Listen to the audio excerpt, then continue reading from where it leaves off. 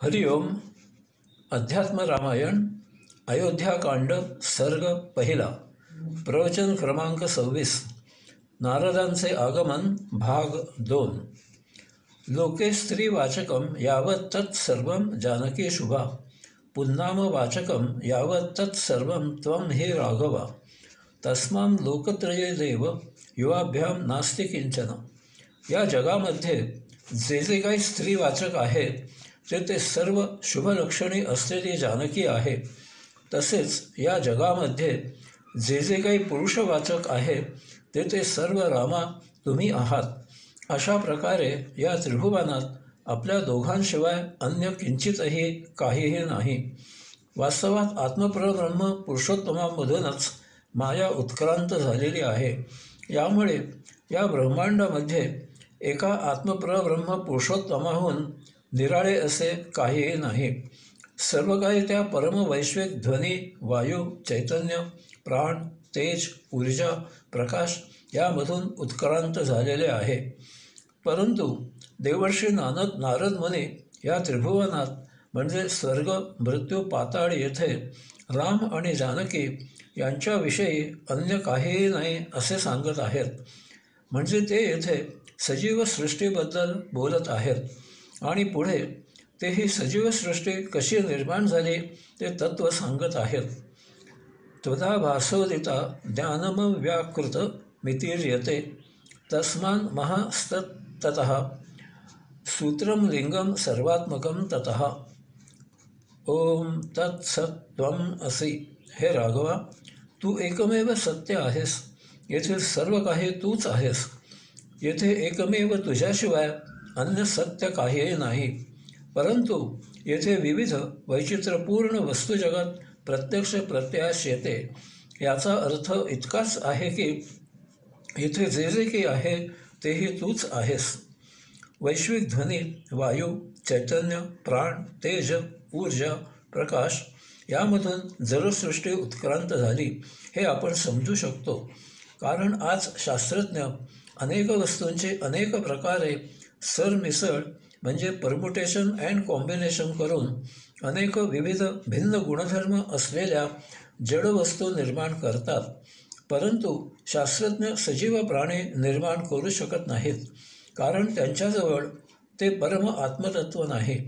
अध्यात्म रामायण नारद मुनींच्या माध्यमामधून येथे सजीव सृष्टी निर्माण कशी झाली ते सांगत आहे.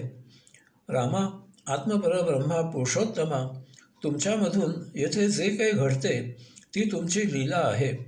ती सदा असणारी कायमस्वरूपी नाही.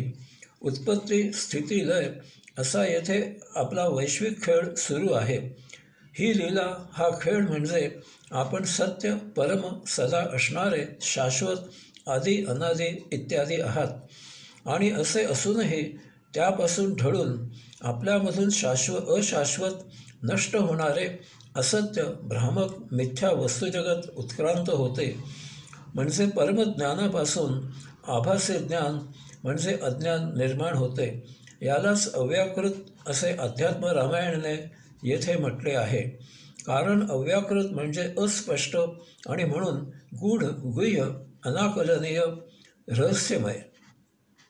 वैश्विक ध्वनी, वायू, चैतन्य, प्राण, तेज, ऊर्जा, प्रकाश यामधून जड, अचल, निर्जीव, एका जागी पडून राहणारी सृष्टी उत्क्रांत झाली. कारण अशा सृष्टीची जोपासना केली गेली नाही.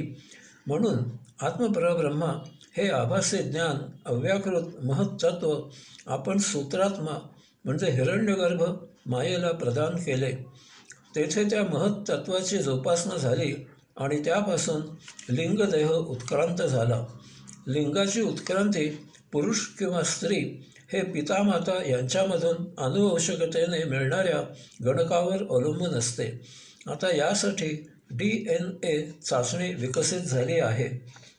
देवर्षी नारद मुनी पुढे म्हणाले, अहंकार, बुद्धी, 5 प्राण, 10 इंद्रिये यांच्या समूहालाच जाणकार, जन्म, मरण, सुख, दुःख इत्यादी धर्म असणारे लिंगदेह असे म्हणतात. कारण अशा लिंगदेहापासून पुढे प्रजोत्पादन होत राहते. अशा अन्य भाषेत अर्थ असा की सजीवालाच लिंग असते, बाकी जडसृष्टीला लिंगदेह नाही. त्यांच्यापासून पुढे प्रजोत्पादन होत नाही. लिंगदेहामुळे येथे सजीवसृष्टीचा सृष्टीनियम सुरू राहतो. या लिंगदेहाचा अभिमान म्हणजे जीव. स्थूलम सूक्ष्मम कारणाख्यमुपाधित्रितयं चितेः एतैर्विशिष्टो जीव स्याद्वियुक्तः परमेश्वर. देहाच्या स्थूल म्हणजे बाह्यदेह, सूक्ष्मदेह, अंतस्देह आणि कारण म्हणजे लिंगदेह, देहाच्या अशा 3 उपाधीने जीव झाकोळलेला आहे. जीवाच्या निर्मितीला आभासी ज्ञान म्हणजे अविद्या हे कारण आहे. देहधारी झाल्यावर जीव अंतस सूक्ष्मदेहाच्या मदतीने बाह्यदेहाचे लिंगादी व्यापार करत त्यातच रममाण राहतो. तो अंशात्मा आहे, ही त्याची स्वतःची ओळख तो साफ विसरतो. यामुळे जेव्हा जीव उपाधिरहित म्हणजे अज्ञानापासून आभासी ज्ञानापासून मुक्त होतो, तेव्हा त्याला परमात्मा असे म्हटले आहे. तीच मुक्ती आहे. अज्ञानान्यसते सर्व त्वयि राजो भुजंगवत त्वज्जाना लीयते सर्व तस्मात् ज्ञानम सदा भेसेत. जमिनीवर जर दोरी पडलेली असली तर काळोखात ती साप आहे असा भास होतो आणि आपण घाबरतो. परंतु उजेड झाला की सत्य प्रकार लक्षात येतो आणि आपली भीती जाते.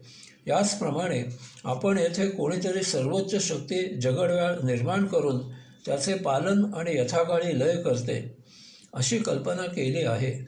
वास्तवात ते सत्य नाही. हा सर्व मायेचा भ्रामक मिथ्या असत्य आभासी पसारा आहे.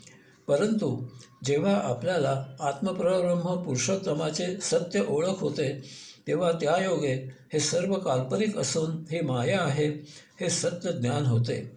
नारद मुनी सांगतात की यास्तव प्रत्येकाने रामप्रभूंवरील असीम भक्तिभावाने आत्मपरब्रह्माचा सखोल अथक साक्षात्कार होईपर्यंत अभ्यास करायला हवा, आपला सत्य परिचय करून घ्यायला हवा. अशा प्रकारे नारद मुनी रामप्रभूंना सांगत आहेत की मला सामान्य जनांप्रमाणे आपल्याबद्दल सांगून मोहित करू नये. मी आपल्याला ओळखले आहे. आपण आत्मपरब्रह्माचे पुरुषोत्तमाचे अवतारी आहात हे मी ओळखले आहे. मी आपल्या दासांचा दास आहे, माझ्यावर अनुग्रह करा. अशा प्रकारे देवर्षी नारद मुनीने आणखी काही संभाषण केल्यावर वारंवार प्रणाम करत ते रामप्रभूंना त्यांचा त्यांच्याकडे येण्याचा हेतू सांगू लागले. ते म्हणाले की रामा, मी आपल्याकडे ब्रह्मदेवाच्या प्रेरणेने आलो आहे. हे रघुश्रेष्ठा, रावणाचा वध करण्यासाठी आपला अवतार झाला आहे. परंतु आता आपले पिता राजा दशरथ आपल्याला लवकरच राज्याभिषेक करणार आहेत. तेव्हा राज्यामध्ये आसक्त होऊन जर आपण रावणाचा वध केला नाही तर पृथ्वीचा भार हरण करण्याची जी आपण प्रतिज्ञा केली आहे तिचे काय? देवर्षी नारद मुनींचे हे संभाषण ऐकल्यावर रामप्रभूने स्मितहास्य केले आणि ते म्हणाले, नारद मुनी, मला ज्ञात नाही अशी एक तरी गोष्ट या ब्रह्मांडात आहे का? मी जी प्रतिज्ञा केली आहे त्याबद्दल शंका घेऊ नये. मी ती पूर्ण करेन.